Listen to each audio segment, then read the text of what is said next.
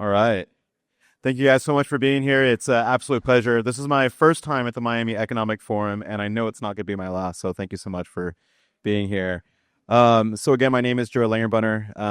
I had a company called Nomad Layer, which is one of many companies that actually is taking advantage of the Prospera special economic zone in Honduras. So with that, Eric, if you want to kind of just tell a little bit more about yourself. I know we had a little bit introduction, but just get the crowd going a little bit, and let's get right into Prospera. Thanks, Joey. It's great to be here. Hopefully you can hear me over there on the back. I'm a Venezuelan-born U.S. citizen that has identified, I think, what we all know by now, that Latin America is perhaps one of the best places in the world right now to be doing business in.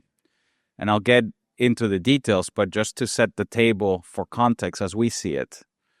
As of right now, we have perhaps the strongest tailwinds ever geopolitically, making LATAM the most attractive place to invest into. And of course, I'm speaking a bit about the Don Rowe Doctrine and how LATAM has taken center stage again.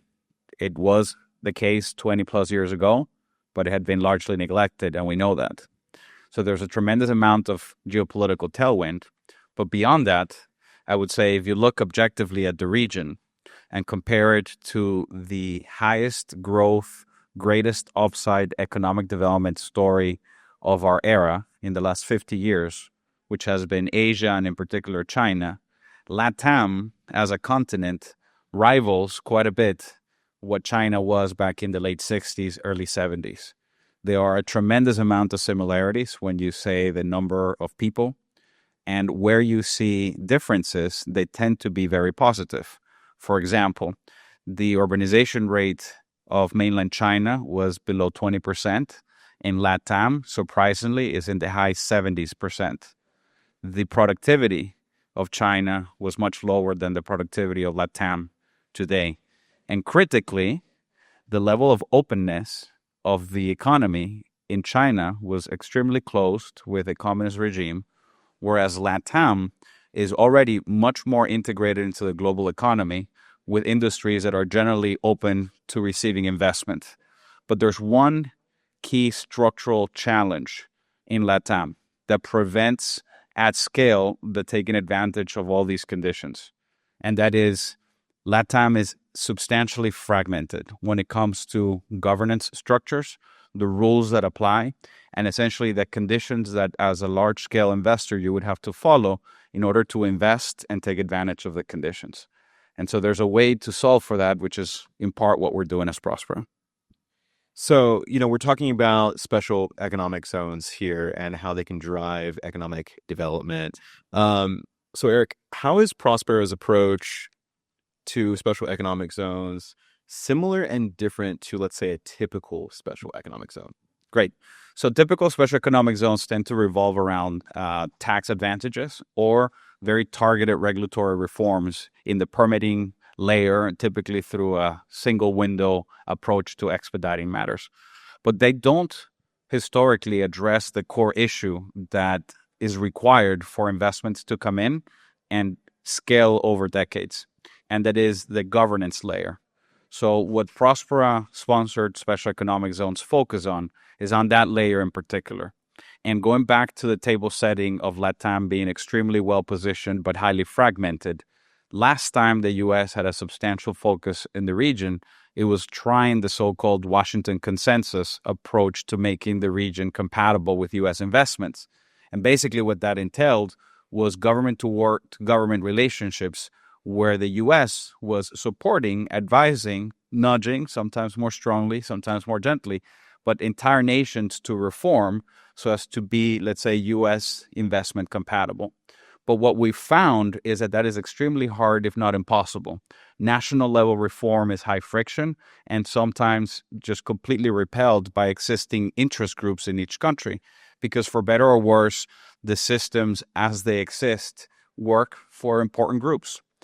The approach of this era is more modern and more advanced, and that is, instead of trying to push for national level reform as the only option, I think it should be pursued, but not as the only option.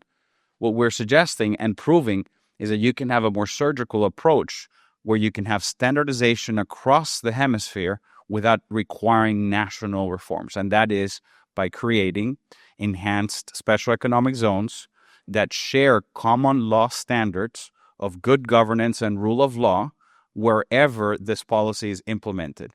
And so each country, without having to reform nationally, can deploy a framework that creates a standard and highly attractive legal environment at subnational levels for U.S. and Western online companies to come and invest for profit, but generating jobs and prosperity for the host nations. Yeah, no, I absolutely agree. So when we're talking about private-public partnerships, how does the Prospera model outperform traditional development models? Yes, public-private partnerships have been used for decades, and they have been proven to be extremely productive because they leverage the best of both worlds, right? The public sector creating opportunity at scale that would not be possible for individual companies to do, and generally targeting social goods and public services. And then the private sector comes in with innovation, private capital, and efficiency with a long-term mentality, not just four-year cycles, to do what needs to get done with the highest efficient and effective use of resources. That has been done great for infrastructure projects like bridges and roads and airports. But the most important thing that is needed in an economy for it to flourish is not the physical infrastructure. It is the intangible infrastructure of governance services. So the approach to these economic zones is to build on public-private partnerships, but targeting the layer that is most critically necessary, which is how do you manage the governance stack so that within these zones, capital coming in is well-serviced, stabilized, and with a long-term stability setup so that they're not just for political cycles. So Prospera is located on the island of Roatán in Honduras. So let's focus a little bit more on Honduras here. How is Prospera already contributing to Honduras' social economic development? Yeah. So while I think LATAM is the most exciting region of the world right now, I would say Honduras is perhaps the most underrated country that represents the best opportunity for investment right now.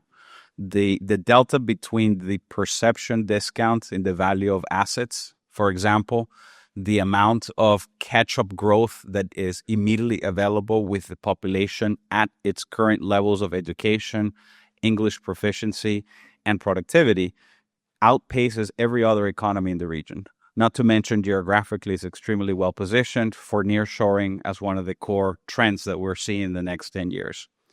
With that context, Honduras also was the most pioneering country to create a legal framework to adopt proven advanced special economic zone models that essentially catalyzed the economic miracle of the last 50 years in Asia.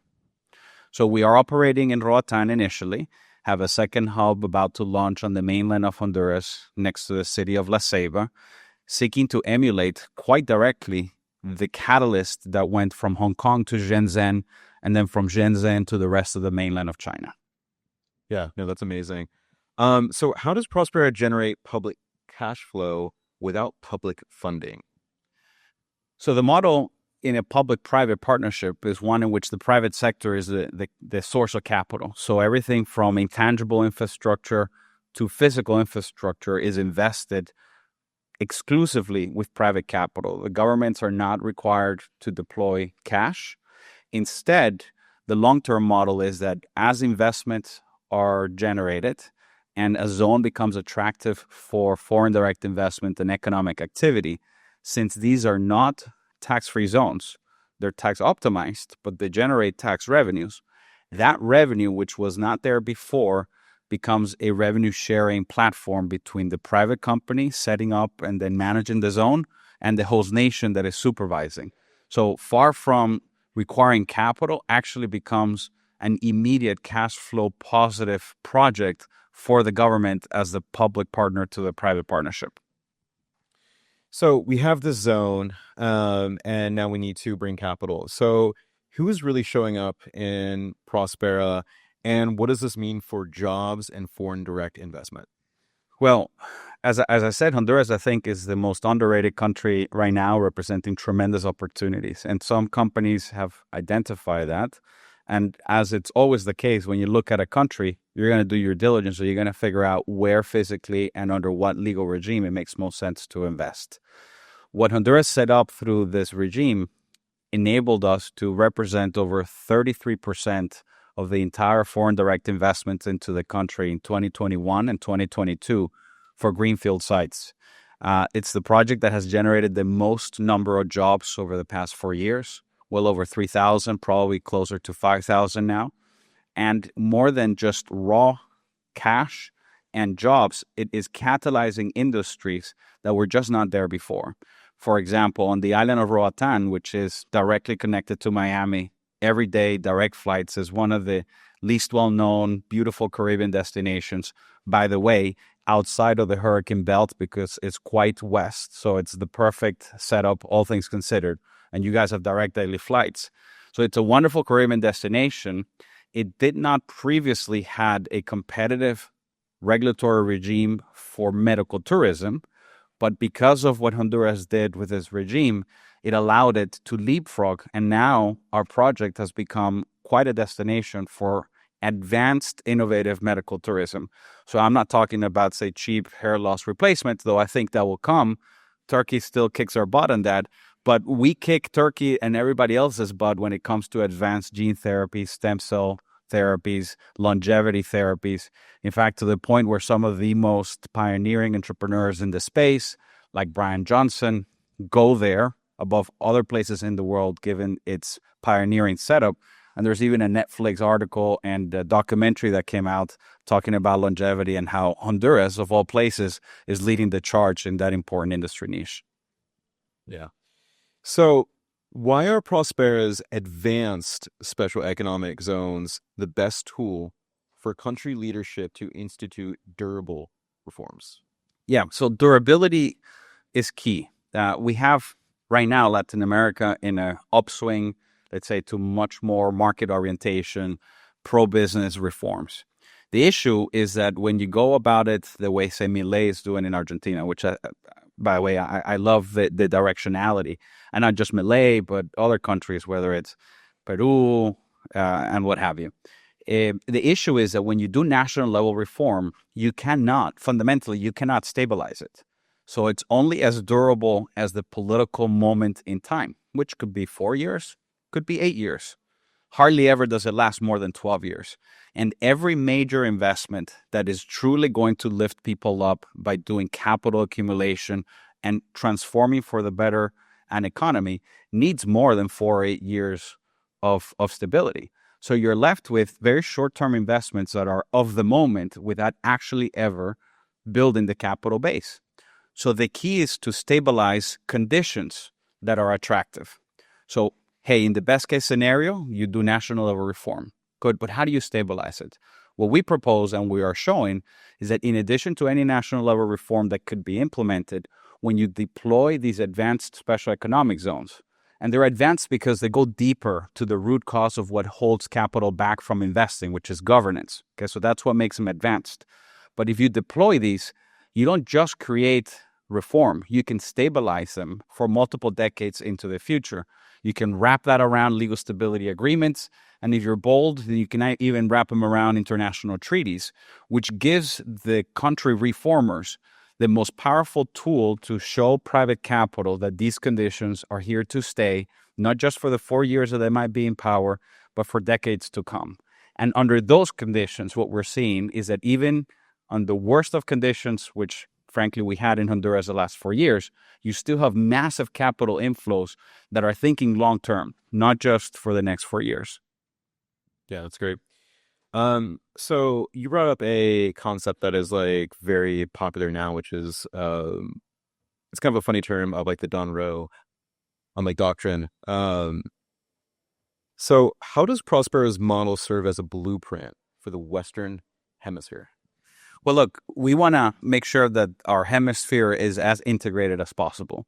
And the most powerful way to do that is through economic integration. And this so-called economic diplomacy is huge. I think it's exactly the right way to go about it, much better than just military bases or other more coercive tools that can be used in diplomacy. But if you want economic diplomacy, you need these countries to be attractive and compatible with U.S. capital, U.S. and let's say Western aligned capital. How do you do that? As I said, hey, make the country great as fast as possible. But even when you can do that, you need to stabilize it. So these advanced special economic zones are a beachhead through which the best conditions can be deployed faster, by the way, with less political capital than trying to reform the whole country at once, and more durable. So this is the tip of the spear by which U.S.-aligned economic diplomacy can actually take root in the hemisphere. And again, Honduras was the pioneering country. I would say somewhat out of necessity, because Honduras, unfortunately, is a very poor country. But sometimes necessity and wisdom come together to create true innovation. So what is happening in Honduras is indeed an example for the hemisphere that builds on best practices, mostly from Asia. And then replicating this, I think, is exactly what is needed for the national security strategy to become executionable, not just through military means. So let's continue on with like this kind of idea as like this is our like hemisphere and U.S. investment. So why should the U.S. see Prospera's advanced special economic zones as a core instrument of economic diplomacy and national security? Yeah, well, there's no longer a U.S. aid as we had, say, 3 years ago. And so the tools of diplomacy are no longer primarily government-led in a traditional sense. You got to have the attachment to private capital. And if you don't have the conditions on the ground that are compatible with it, it's just all for nothing, in my opinion. So you need good conditions, you need them to be stable, and you need them to be aligned fundamentally with rule of law, I would say common law in general, where you have trusted conditions and attractive terms. So, okay, so we talked about the U.S. here. Let's try to think about this idea like of are these special economic zones, like Prospera, are they really only for poor countries like Honduras? Can we see that here in the U.S. or can we see that in other like developing countries, just in this hemisphere? Like, what are your thoughts? Yeah. So the short answer is no. What these zones optimize for is to accelerate socioeconomic development. Whatever the conditions are, from there you can accelerate more investment, more productivity. And obviously, when you have a poor country, it's easy to measure the catch-up growth from their GDP per capita today to the unquestionable possible levels that they could reach in a decade or 2 decades, because you can see elsewhere in the world. For example, Singapore was more poor than what Honduras is today, and with deep level reforms, now they didn't do it through special economic zones, but they did it at a city scale, deep reforms. In a matter of 20 years, they were a completely transformed economy. So you can do this with a high degree of acceleration. And when you're poor, you see the catch-up growth. But there's nothing to say that when you're already wealthy, or let's say middle income, you cannot go beyond just the catch-up growth. For example, imagine these acceleration zones in the U.S. where you remove a lot of the red tape, where you create the best conditions for national and international capital. What's the upside? It's harder to measure because from 80,000, why couldn't we go to 300,000 GDP per capita? So it feels a little less tangible, but actually in nominal terms, accelerating already developed economies in aggregate represents higher upside for humanity. Okay. So let's keep up with this concept of, let's say, the Western Hemisphere here. If this model keeps on going, Prospera is able to grow. It's able to expand on the mainland of Honduras, go into other countries and stuff like this. What does our hemisphere really look like in 20 years from now if this model is essentially able to grow and scale? Sure. As the model grows and scales, I think you have an increasingly integrated hemisphere where a lot of the issues that we're facing today, whether it's immigration or crime or trafficking, sort of goes away. And then the issue becomes more about economic specialization in different parts of the region based on the existence of natural resources, logistical proximity. But I would argue this is by far the most powerful tool available right now to integrate the hemisphere, leapfrog in economic development and allow each economy, U.S. included, to focus by its comparative advantage in the area of the emergent value chains, including because of AI, that makes most sense for each particular population. So I see, especially, say, Honduras becoming a much more industrialized nation. I think it can grow by 50x, no less, just through nearshoring and with the existing population and its educational levels. And sure, a lot more robotics would be in place, but then you go from cutting things by hand or with old school machines to having engineers servicing the robotic arms and the advanced machinery that will make part of the new next stage of industrialization. So, what's one takeaway for like the policy thinkers in this room? Well, in a way, I consider myself a policy nerd. So I might not be as funny, but I'm definitely quite deep when it comes to economic policy, and to unleash the potential that already exists in these nations and in our hemisphere. What is needed is to create the conditions that are optimal for private capital to flow. And the one thing that makes these zones work is a concept called regulatory reciprocity. And that's, at the end of the day, the linchpin for why these work so well. And what regulatory reciprocity entails is that just as you have choice of law in private contracts and you can do choice of dispute resolution, why couldn't you do choice of regulation? And what that means is that within the zone, if you're a U.S. company, say from Texas, and you want to set up a factory, and you're already used to the regulatory frameworks in Texas for factories, logically speaking, why wouldn't you be able to choose that framework to set up a factory, let's say in Honduras? Why would you have to learn a whole new regulatory framework, adding friction upon friction upon friction? The same thing applies essentially to a German company. And so these zones allow choice of regulation as long as you're picking from an OECD country or a country approved with a nation state. And that, for any policy wonks, is, let's say, the secret sauce for how to make these zones extremely compatible with capital from anywhere in the OECD world. So I think the idea of you can just basically choose your regulation is, what other jurisdiction can you really do that? I can't honestly. The one that gets closest to this is Dubai, and in particular the DIFC. And I would say Dubai in general because though we all think of it as an emirate / metropolitan area, in reality is over 32 different special economic zones competing against each other for governance services, because they all have to be better than the next in order for you to register a company there and then pay taxes and what have you. And so within one small geographic location, you have choice, at least 32 different choices, but they're literally mutually exclusive. If you're in one, you cannot physically be in the other. Now, that concept of having choice in one small general area has been integrated to say, why do you have to be in one physical versus another? Why don't you just essentially virtualize that? And within one location, your factory can be under the German standard. My factory can be under the Australian standard. My bank can be under the UK standard. In essence, these are all very proven regulatory frameworks. It's just that the private sector had not yet participated to this extent in governance as a service. And when you bring the private sector and you innovate, you get solutions like this that make total sense from a pragmatic perspective, but just had not been done before from a political perspective. So when you have, let's say, like choice of law, and you have like so many different variations of that choice of law, especially in Prospera, how do you see them essentially interacting with each other? Because when I first hear about, I'm going to be doing British law or US law or German law, how do they really interact with each other? Yeah, it's not that complicated at all, as long as you have a common law-based special economic zone. Common law has already solved for all these issues, tort law and what have you. For anything that is a service provider to a client or two businesses doing business, these are generally governed by the terms of a contract.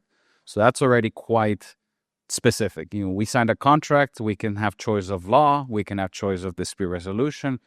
The issue is if you're operating there and I'm operating here and we don't have a contract, As long as the backdrop is common law with an autonomous dispute resolution mechanism, those things have already been solved. It's been thousands of years of legal standards to deal with tort law and how do you deal with whatever harm might have been caused. So that's not the issue. The issue is to have a common law jurisdiction, sometimes in civil law countries, which is what happened in Dubai. It's not civil law exactly. They have Sharia law, which is worse in terms of ease of doing business.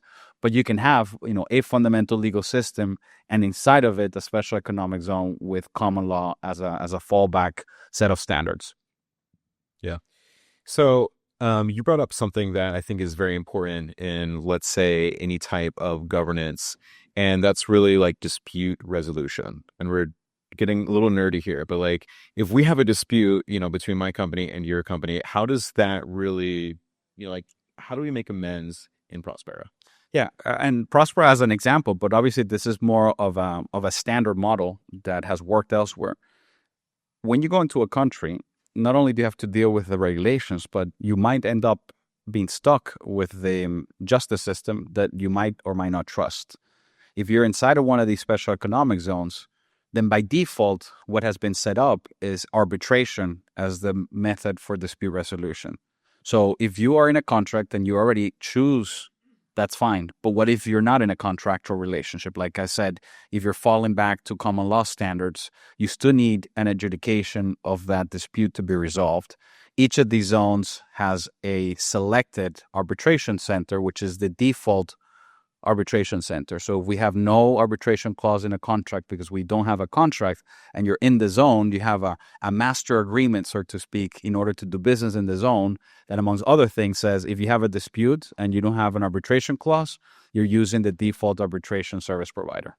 And that closes the loop. And the reason why this is so important is because a lot of the risks that ultimately prevent companies from growing or create a very bitter experience is when you have a dispute and then realize that solving that dispute is going to take 10 years or that the outcome might be, let's say, based not on the merits. So, let's talk about like a time frame here. If there's a conflict between a company and a company, how long, could we really figure this out? Is this within days or 10 years or 5 years? It depends on the scale of the problem. Okay. But for an arbitration center, such as what Prospera has adopted, we're talking of months generally. Months, maximum a year. Most of these have a forced resolution of no more than 1 year, which is often a tenth of the time that it would take to resolve a complex matter in a lot of these countries. Yeah. So I have a company in Prospera, and one thing that is really interesting as a governance model is that when you set up a company or you get a residency in Prospera, you have to get insurance. So Erick, could you talk about the basically the power of insurance when it comes to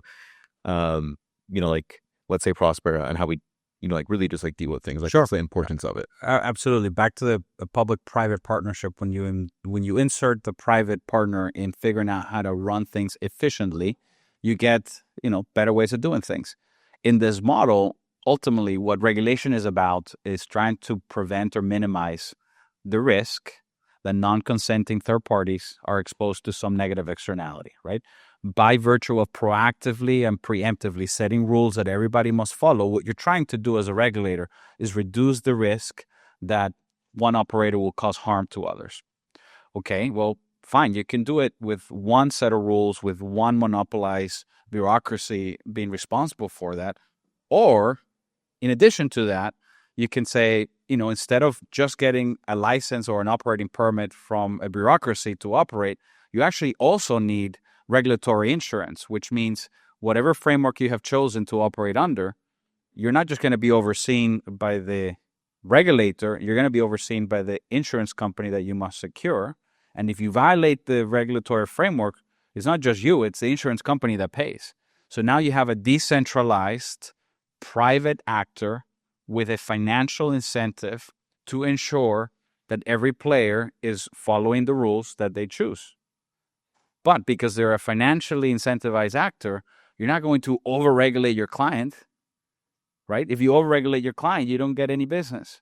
If you underregulate your client, then you have financial exposure.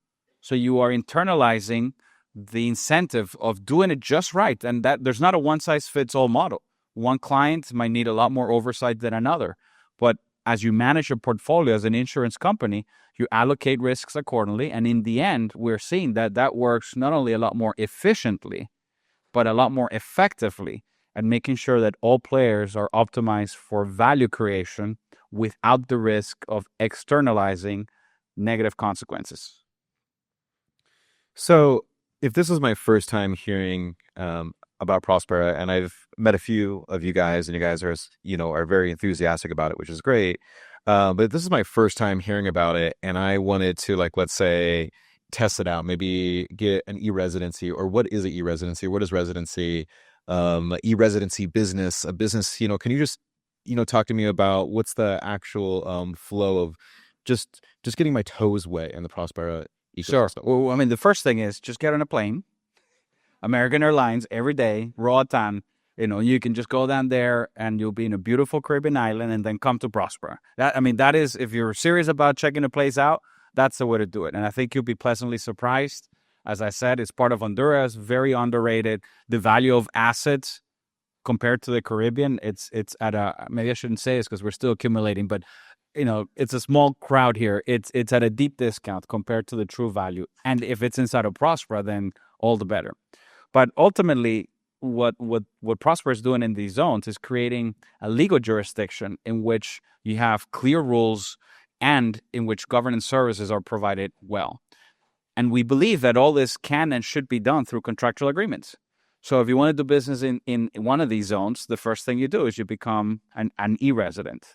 And that applies for people and businesses. And in that e-resident contract, you get the terms and conditions of what you're agreeing to, which are fairly basic, but are very important. Like I said earlier, there's a dispute. If you don't have otherwise selected an arbitration center, the Prospera Arbitration Center is the default.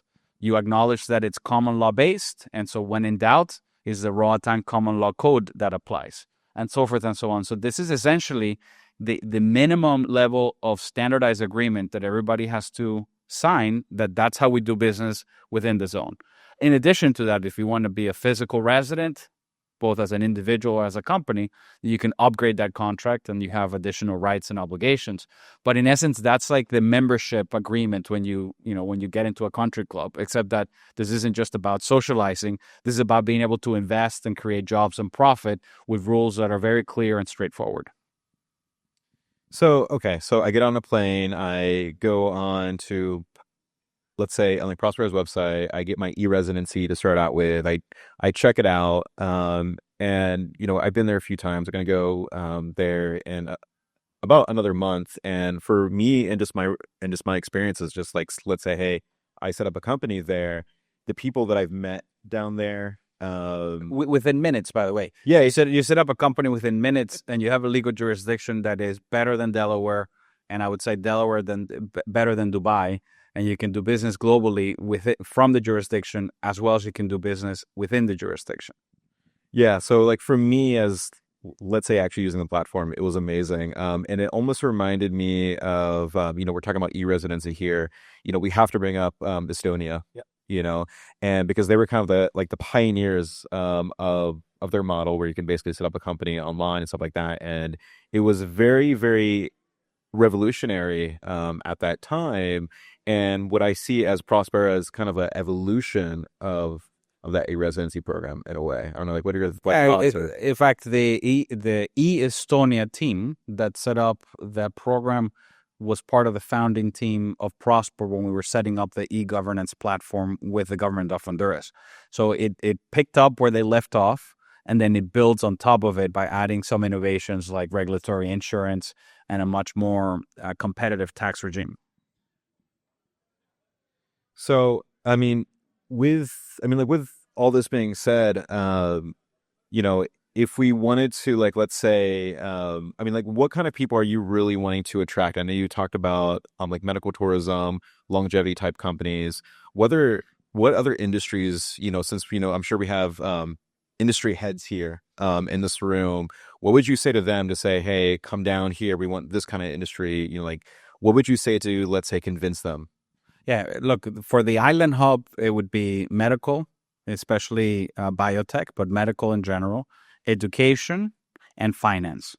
There is a Roatán International Financial Center that it's at its infancy right now, but I predict over the next 4 years will start to become, say, the DIFC equivalent of the region. For the mainland, the horizon is much broader, in part because the competitiveness when you look at the cost of land, electricity, and the abundance of labor, in part because La Ceiba has 6 universities. Honduras is one of the most English-speaking countries of LATAM. The opportunities are, almost endless. The ones that are, no pun intended, lower-hanging fruits revolve around agro-industrialization of the zone. So Roatán is on an island, but on the mainland, on the northern corridor, there's a lot of exports of fresh fruits and vegetables. Basically, agro in general is a big industry, but they are exporting without much value added.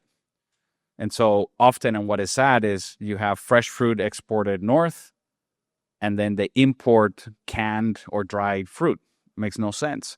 So there's a lot of companies that are looking at setting up agro-processing for dry fruits, for canned fruits, for baby foods, dog foods, all sorts of agro-industrial related spaces. BPOs is also a niche that seems to be getting a lot of attention. Medical devices, basic devices, more like testing kits, not advanced devices yet, is also a niche that seems to be making a lot of sense. And one that surprised me, but after I researched it, makes a lot of sense, is value-added woods. So there's this big trend, especially in Canada, for cross-laminated timber. Everything from houses to skyscrapers can be built nowadays with cross-laminated timbers. And it turns out that Honduras, especially in that region, is extremely productive for forestry. They don't have best practices yet at scale for sustainable farming, but integrating value-added wood exports allows for sustainable farming to now make sense. So that's also a niche. But basically, not to be overly general, almost anything that can benefit from proximity to the U.S. with relatively lower cost of labor and very flexible business conditions, I think it's worth a look. And again, you come to a Caribbean island as your stopping center. If you go to the Prospera website, you say you're coming, somebody will show you around. It's like a private investment promotion agency that you get to stay at a beautiful resort while you're visiting. Cool. So as we wrap up, I don't know if you have any final words. Well, I don't want to change the format here too much, but if there were any questions in the audience, maybe we have time to answer one or two. Yes, ma'am. Hi, Milana Wolverson from TV. I'm so glad you're a bit of the guru. I've been dying to know. So, everything that you're doing, how are you managing know your customer on AML or any other financial product? Yeah, great question. That is part of the minimum requirements that you go through when you sign up for residency. So we do banking level KYC and AML as a precondition to start doing business. We don't wait for you to say want to open a bank account or actually bring money. It's part of the basic process. And the way we think about it is that if you do that up front, though it creates a bit more friction, then you have a fully clear levelized KYC and AML group of people doing business, whether it's virtually or physically. Yeah, you're welcome. Cool. Any other questions if we have time? We might have one more question. If not, I know Erick will be available afterwards. What about trust services? And you mentioned some of the other areas you're adopting ROSRA. What if you would comment on? Yeah. Are you a lawyer? Yeah. No. Okay. I'm glad you. I'm not a lawyer. No, I work with too many of them, but I love. It's a love-hate relationship with lawyers, but mostly love. Funny that you mentioned that because it is one of those niches that we've had a lot of incoming interest. Apparently, when you have a very flexible jurisdiction that can tweak the way a lot of these trusts can work, there's a whole bunch of opportunities. So I'm not the expert on it, but I know we have a whole bunch of lawyers that are coming to visit and have been asking about how to optimize trust structures. Apparently, there are some opportunities to build on top of the Panamanian foundations for better control and transparency. It's not my area of expertise, but something interesting is happening in that space. If you want, I can follow up with you. Cool. All right. I think that's about it. That's about it. Well, thank you very much. Come and visit.